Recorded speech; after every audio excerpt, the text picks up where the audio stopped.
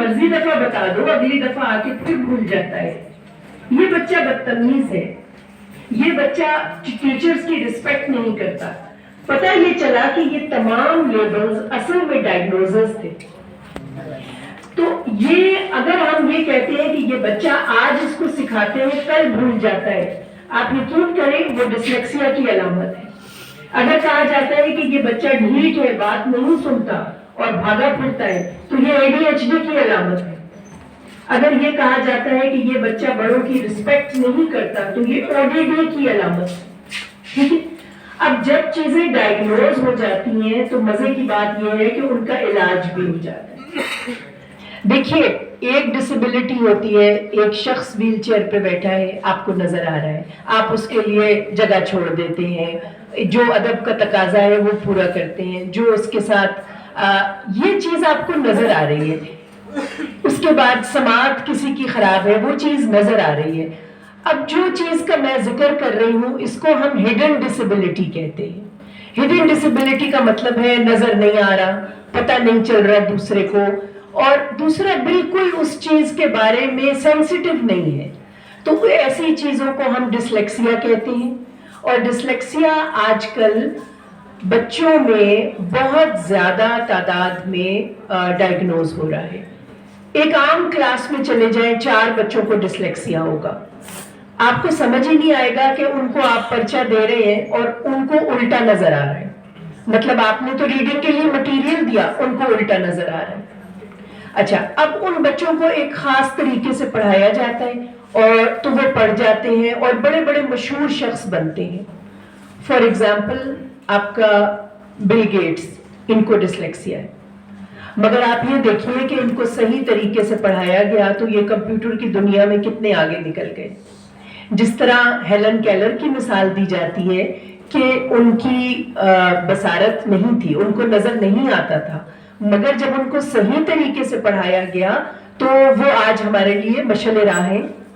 اور ان کو دیکھ کر کتنی ہی چیزیں ڈیولپ ہوئیں، کتنے ہی پڑھائی کے طریقے ڈیولپ ہوئے. تو ہمیں ہر چیز میں تحقیق کرنے کی ضرورت ہے. اگر ایک بچے کو، اگر وہ بچہ بلائنڈ بھی ہے اور ساتھ اس کو ڈسلیکسیا بھی ہے، تو اب یہاں پر ڈسیبلٹی ڈبل ہو جاتی ہے. یہاں پر پاکستان میں یہ کام بہت کم ہوا ہے کہ بلائنڈ پرسنز میں جا کر کے فائنڈ آؤٹ کیا جائے کہ کسی کو ڈسلیکسیا تو نہیں ہے. اگر ڈسلیکسیا ہے تو پھر آپ جس بھی طریقے سے اس کو پڑھا رہے ہیں، ذرا پانی دیجیے گا پلیز. اگر آپ اس کو جس بھی طریقے سے پڑھا رہے ہیں، اب آپ کا فرض بنتا ہے کہ اس بچے کو تھوڑا سا مختلف طریقے سے پڑھائیں تاکہ وہ اپنی ڈسیبلٹی کو کور کر کے، اور اس نے بریل سے سیکھنا ہے یا کسی بھی طرح اس نے انسٹرکشن لینی ہے تو وہ لے سکے. کیونکہ ڈسلیکسیا کسی کو بھی ہو سکتا ہے، کوئی سماعت سے محروم ہے اس کو بھی ہو سکتا ہے، کسی کی بصارت کا مسئلہ ہے، صحیح دکھائی نہیں دیتا، بلائنڈ پرسن ہے، اس کو بھی ہو سکتا ہے. تو میں نے تھوڑا سا آپ کو زیادہ طویل بتا دیا اپنی شعبے کے بارے میں، مگر مجھے ایسا لگتا ہے کہ اس شعبے کے بارے میں بہت لوگوں کو نہیں معلوم. آپ کا کیا خیال ہے؟ ان باتوں کی نہ تو زیادہ معلوم ہے لوگوں کو، نہ پتہ چلتا ہے کہ اگر بچہ آپ کے بتائے ہوئے طریقے سے نہیں پڑھ رہا تو آپ اس کو تھوڑا سا مشاہدہ کریں. آپ کے نزدیک کوئی سائیکالوجسٹ ہے یا کوئی اگر ایجوکیشنل سائیکالوجسٹ ہے تو آپ اس سے اس کا ایک جو ہے کہ وہ کمپلیٹ ایویلویشن کرائیں. اور اگر پتہ چلتا ہے کہ اس بچے کو ڈسلیکسیا ہے یا آٹزم ہے اور ساتھ ساتھ وہ بلائنڈ پرسن بھی ہے تو پھر اس کو پڑھانے کا طریقہ تھوڑا سا مختلف ہو جائے گا. اسسٹو ٹیکنالوجی، جس طرح سے ابھی میں آپ کا سیمینار سن رہی تھی اور اس میں بہت اچھا آپ کے جو سافٹ ویئرز ہیں ان کے بارے میں بتایا جا رہا ہے. اسسٹو ٹیکنالوجی سے ہم اپنی بہت ساری چیزوں کو کور کر سکتے ہیں. بہت ساری جو ہماری اللہ کی طرف سے جو کمی ہمارے اندر رہ جاتی ہے ہم اس کو اسسٹو ٹیکنالوجی سے کور کر سکتے ہیں. تو آپ کا آج آپ نے بہت تقریریں سنی, بہت باتیں سنی, میں بہت لمبی بات نہیں کروں گی. ایک قصہ سناؤں گی آپ کو جو میرے والد صاحب نے سنایا تھا. میرے والد صاحب آرمی میں تھے, بریگیڈیئر ریٹائر ہوئے, اس کے بعد انہوں نے کافی عرصہ کام کیا سعودی ایمبیسی کے ساتھ, اور اس سلسلے میں وہ کافی دفعہ سعودی عرب آتے جاتے رہتے تھے. ایک مرتبہ ان کو ایک بہت مشہور وہاں پر صاحب تھے, منسٹر تھے, آپ لوگوں کو ضرور ان کا نام پتہ ہوگا, بن باز ان کا نام تھا. وہ سماعت سے محروم, وہ بصارت سے محروم تھے, بلائنڈ پرسن تھے, مگر سعودی عرب نے شاہ فیصل کے بعد والے زمانے میں ان کو منسٹر بنایا ہوا تھا ایک خاص فیکلٹی کا. تو انہوں نے ایک قصہ ابو کو سنایا. وہ قصہ کچھ یوں ہے کہ ایک مرتبہ سعودی عرب کا 1/4 حصہ جو ہے وہ ایک بہت بڑا ڈیزرٹ ہے, اس کو رب الخالی کہا جاتا ہے. ایک مرتبہ ایک بہت مشہور خلیفہ تھے, انہوں نے رب الخالی ڈیزرٹ کو کور کرنا تھا تاکہ وہ اپنی فوجیں جلدی لے کر پہنچ جائیں. اب کسی کو سمجھ نہیں آ رہا تھا کہ رب الخالی کس طرح سے کراس کیا جائے, کیونکہ وہ بہت بڑا صحرا تھا اور اس میں نخلستان جگہ جگہ تھے, مگر ہر ایک کو معلوم نہیں تھا کہاں تھے. اگر وہ غلط راستے پہ چلے جاتے تو بھٹک جاتے اور پیاسے پوری ان کی فوج ختم ہو جاتی. وہاں پر موجود ایک بہت بوڑھا شخص جو کہ نابینا تھا, بلائنڈ پرسن تھا, اس نے کہا کہ میں آپ کی پوری فوج کو رب الخالی کور کرا سکتا ہوں.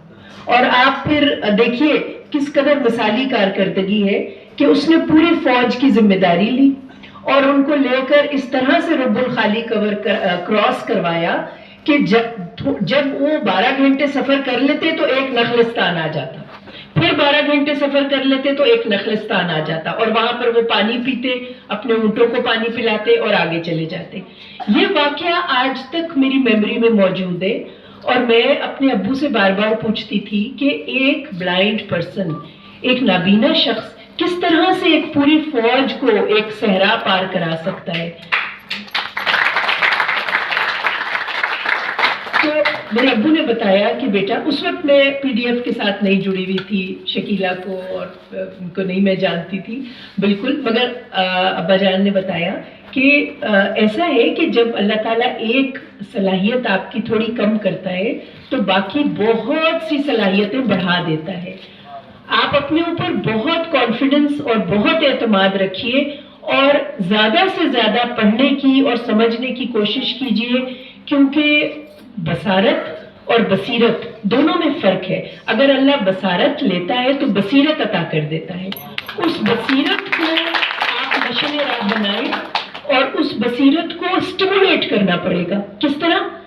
قصے پڑھیے, کہانیاں پڑھیے, جہاں سے علم حاصل ہوتا ہے علم حاصل کیجیے اور تجربہ کیجیے. جہاں جاتے ہیں اپنے کانوں کو بالکل اٹینٹو رکھیے اور دیکھیے کہ اس جگہ کی خوشبو کیا ہے, اس جگہ کا لمس کیا ہے, اس جگہ کس طرح کی زمین ہے, کس طرح کے لوگ بات کر رہے ہیں, گفتگو کر رہے ہیں, اور چلتے جائیے. صرف یہی خوبیاں تھی کہ وہ نابینا شخص جو تھا, بلائنڈ پرسن, اس نے کہا کہ فلاں جگہ جب میں جاتا ہوں تو کچھ چڑیوں کی آوازیں آتی ہیں بہت مبہم, اور پھر میں اس طرف کو چل پڑتا ہوں تو نخلستان آ جاتا ہے. جو ایک آدمی جس کی کہ پوری فوج کی آنکھیں تھیں, پوری فوج بینا تھی, مگر وہ نہ پہنچ سکی. اور یہ بڑا مشہور واقعہ ہے, آپ ضرور اس واقعے کی چھان بین کر کے اس کو مزید تفصیل کے ساتھ پڑھیے. اور میرا اس وقت سے میری بڑی گفتگو رہتی ہے سیر حاصل آپ کے جو بھی پی ڈی ایف کے سربراہان ہیں ان سے, اور میں یہ دیکھتی ہوں کہ دنیا کی ہر بات کے بارے میں جیسی سینسٹیوٹی کے ساتھ ان کا علم ہے ویسا علم میں نہیں دیکھتی اور لوگوں میں. اس لیے نہیں دیکھتی کیونکہ بہت جگہوں پر آپ اپنی باقی حصوں کا استعمال جو کرتے ہیں وہ بینا لوگ نہیں کر سکتے, نان بلائنڈ پرسنز وہ کر ہی نہیں سکتے. تو آپ اپنی اس صلاحیت کو اجاگر کیجئے, اور اس کے ساتھ ہی مجھے اجازت دیجئے, اور مجھے اپنی دعاؤں میں یاد رکھیے. ڈاکٹر نوشین شہزاد آپ کو خدا حافظ کہتی ہوں.